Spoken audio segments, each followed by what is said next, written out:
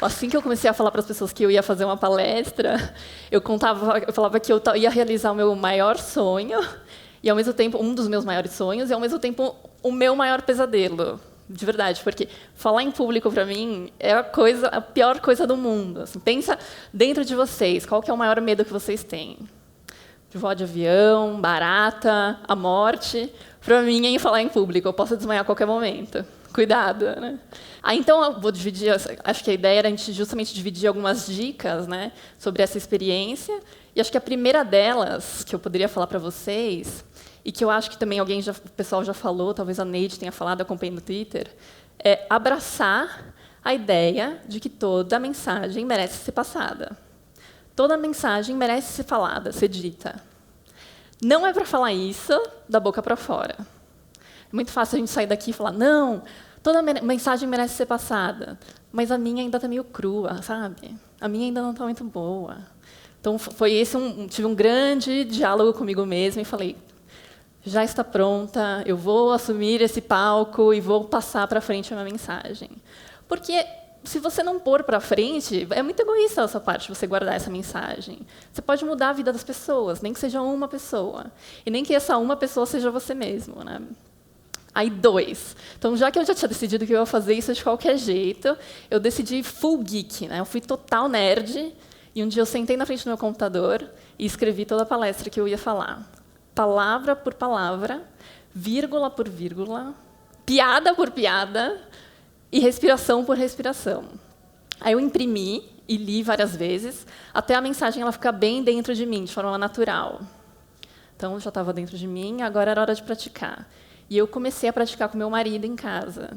Eu falei para ele a palestra mais de 50 vezes. Eu acho assim, a gente chegou muito perto de se divorciar nessa época. Eu estava em casa e assim, a gente estava cozinhando, fazendo almoço, de repente eu olhava para ele, nananana, ele, pelo amor de Deus, não aguento mais.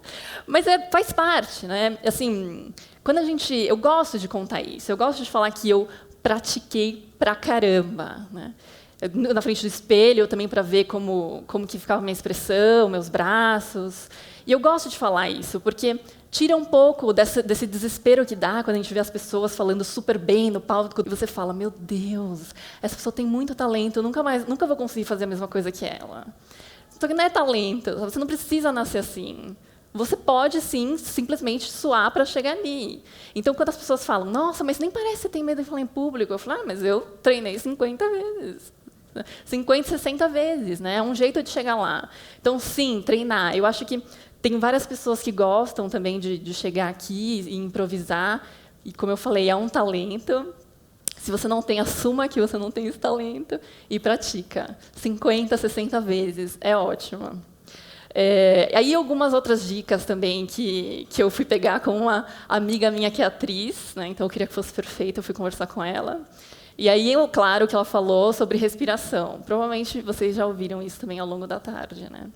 O maior problema, quando você fica nervoso e você vai falar em público, então você chega, né, no palco, eu falava, meu Deus, vou ter que falar isso super rápido, porque não quero que ninguém veja que eu estou falando errado. Eu não sei, tchau, gente, valeu. E você não respira, né? Então a sua voz vai ficando embargada, aí você escuta que sua voz está ficando embargada, aí você fica mais nervoso porque sua voz está ficando embargada, e de repente você está de verdade chorando na frente de todo mundo, né? Isso já aconteceu comigo 2 vezes.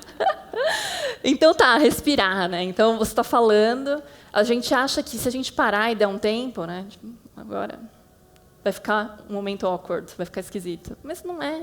Quando a gente está conversando com as pessoas, a gente dá tempo, né? A gente para respirar, silêncio, normal. Né?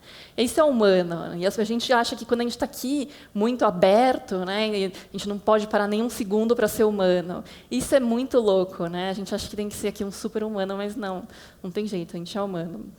E uma terceira dica que ela não me deu, mas que eu percebi que funcionava para mim, que vocês talvez possam repercutir depois, né, replicar por aí, que é olhar no rosto das pessoas quando você está falando.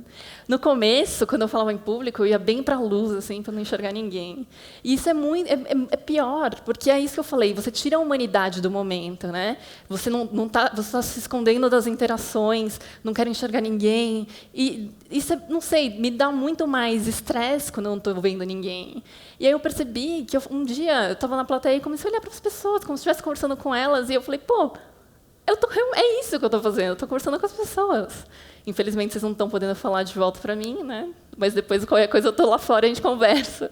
Então, isso é uma boa dica também. Venham para o palco sem medo, qualquer palco da sua vida, principalmente mulheres. Como eu falei, a Olga é uma ONG que luta pelo empoderamento da mulher, e a gente percebe que nós, mulheres, não é por maldade do mundo quase sempre, mas nós, mulheres, temos uma autoestima que é mais baixa, nós temos essa tendência a não levantar a mão e falar. Eu sempre fui assim, eu nunca levantei a mão para fazer uma pergunta na escola, e quando o professor pedia fazer uma roda para a gente falar nossos nomes, meu coração começava a palpitar, que parecia que ia sair pela minha boca para falar meu nome, né? Então, é muito engraçado isso. Eu percebi que é um medo muito comum, mas que em mulheres ele é mais intenso, principalmente na parte de trabalho, em reuniões de trabalho. Então, a gente tem que se expor e abrir o nosso coração, a nossa história, o que a gente tem para falar, porque, como eu falei, a gente pode mudar a vida de alguém, nem que essa pessoa seja uma pessoa e essa uma pessoa seja você mesmo. Depois que eu fiz o TED, eu me sinto um pouco mais à vontade para estar falando em público, né? Mas assim, é uma mudança, você vai sentindo que você vai se empoderando, e essa é uma palavra muito importante para nós mulheres, de novo, porque o meu trabalho tem esse recorte. O TED que a gente gravou foi incrível, nunca recebi tantos e-mails de mulheres compartilhando suas histórias, principalmente com esse recorte de violência sexual. É duro, porque nós somos uma equipe pequena, nós somos quatro pessoas na Olga, então todos esses milhares de e-mails eles chegam para a gente lê cada um deles. São histórias de violência sexual, isso pesa, isso dói, chega no fim do dia, é uma dor no coração, mas é muito incrível perceber que as mulheres estão contando suas próprias histórias. E, às vezes, é um efeito dominó. Quando você tem coragem de pôr lá, para frente das pessoas, as dores que você passou, isso volta. Outras pessoas também se empoderam para contar suas próprias histórias.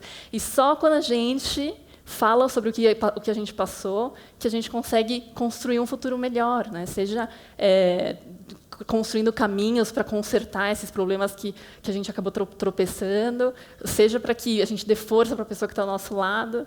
Então é isso, acho que essa é a minha experiência. Obrigada por me ouvir por 10 minutos aqui. Obrigadão. Valeu.